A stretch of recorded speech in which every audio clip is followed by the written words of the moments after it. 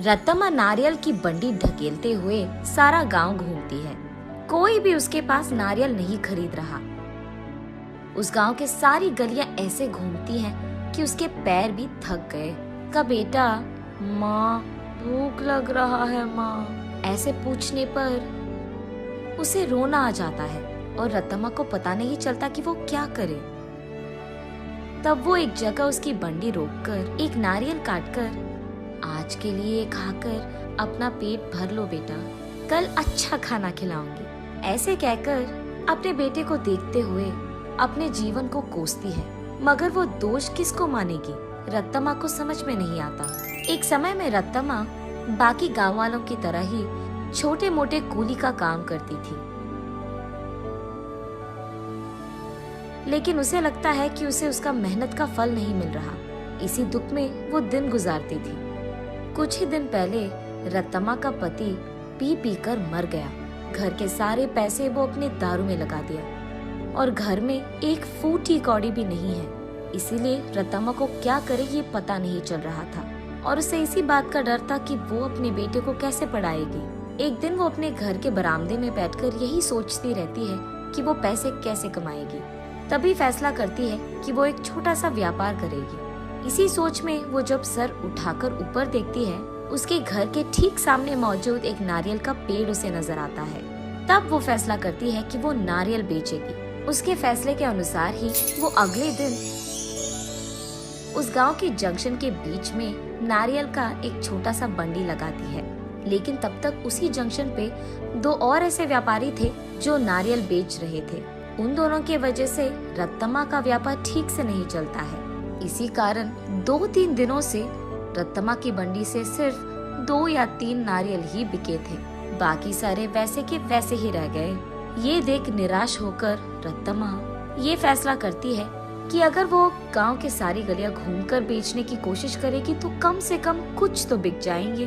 तब जाकर वो ऐसे गलियों में घूमती रही। आंखों में से निकल रहे आंसू को पोंछकर वो बस अपनी किस्मत को कोसकर घर जाने ही लगती है कि बीच रास्ते में उसे एक पाठशाला नजर आती है। उस पाठशाला के बच्चे वहाँ बेच रहे स्नैक्स को देख उस दुकान के चारों ओर घेर कर उनको खरीदने लगते हैं। ये देख रत्तम्मा का बेटा, माँ मुझे भी वो खाना है माँ, ऐसे वो भोला बच्चा पूछता है। ठीक तभी अचानक रत्तम्मा को एक अच्छी योजना सूझती है।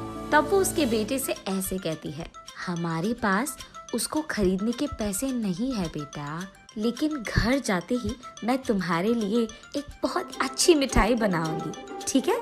चलो हम अभी घर चले जाएंगे। घर आते ही बचे नारियल में से कुछ ही को काटकर उनसे कुछ मिठाइयाँ बनाती है और उन मिठाइयों को अगले ही दिन उस पाठशाला के पास बेचने लगती है। उस दिन तक किसी ने भी नारियल से बनाए हुए मिठाई को वहाँ पे नहीं बेचा था, इसीलिए पाठशाला में मौजूद सारे बच्चे एक ही बार में वहाँ आकर सारी मिठाइयाँ खरीद लेते हैं। बस रत्तम्मा की खुशी का कोई सीमा नहीं। घर जाते ही वो नारियलों से दूसरी तरह की मिठाई बनकर अगले ही दिन वहाँ आकर उसे बेचती है। पिछले दिन की तरह ही बच्चे वहाँ आकर सारी मिठाइयों को खरीद लेते हैं। लेकिन कुछ बच्चे ऐसे पूछते हैं, आंटी कल जैसे मिठाई नहीं है क्या? कल लेके आऊंगा बेटा। ये कहकर घर पहुंचते ही अगले दिन के लिए नारियल से ही 2-3 प्रकार की मिठाइयाँ बनाती है। तीसरे दिन भी सारी मिठाइयाँ बिक जाती है। तब वहाँ मौजूद बाकी व्यापारी ये देख रत्तम्मा के पास आकर ऐसे कहते हैं, अम्मा कुछ मिठाइयाँ हमको भी बेचो, वो हमारे दुकान में बेचेंगे हम तुम्हें दुगना पैसे देंगे इनके लिए, ऐसे कहते हैं। ये सुनकर रत्तम्मा इस बार ज्यादा मात्रा में मिठाइयों को बनाकर अगले दिन वहाँ के व्यापारियों को बेचती है दुगने गुना में। बचे सारे पाठशाला के बच्चों को हमेशा की तरह बेचती है। ये देख बच्चे सारे वापस रत्तम्मा के पास ही मिठाइयाँ खरीदते हैं। ये देख बाकी व्यापारी रत्तम्मा से ऐसे कहते हैं, तुम अगर ऐसे ही हमारे बगल में दुकान लगाकर वही मिठाइयाँ कम दाम में बेचोगे तो हमारा धंधा कैसे चलेगा मैम? अगर तुम्हें बेचना है तो हमारे ही दाम पे बेचना होगा। तब रतम्मा, लेकिन बच्चे इतने दाम पे कैसे खरीदेंगे? उस सब से हमारा कोई लेना देना नहीं। अगर यहाँ धंधा करना है तो हमारी सुनो, वरना यहाँ से निकल जाओ।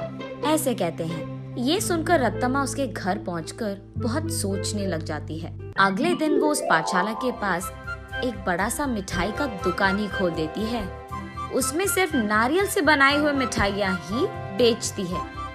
अब रतम्मा को किसी से कोई लड़ाई करने की जरूरत नहीं पड़ेगी। दूसरी तरफ रतम्मा की तरह नारियल से मिठाई बनाकर बेचने वाला उस गांव में और कोई नहीं था। अब इस कारण रतम्मा के मिठाई का दुकान सिर्फ बच्चे ही नहीं बल्कि सारा गांव जाता था। कुछ ही दिनों में रतम्मा अमीर बन जाती है और उसी पाठशाला में वो अपने बेटे को पढ़ाती भी है। ऐसे प्यार से वो उस नारियल के पेड़ को हर रोज पूछकर पानी डालती थी।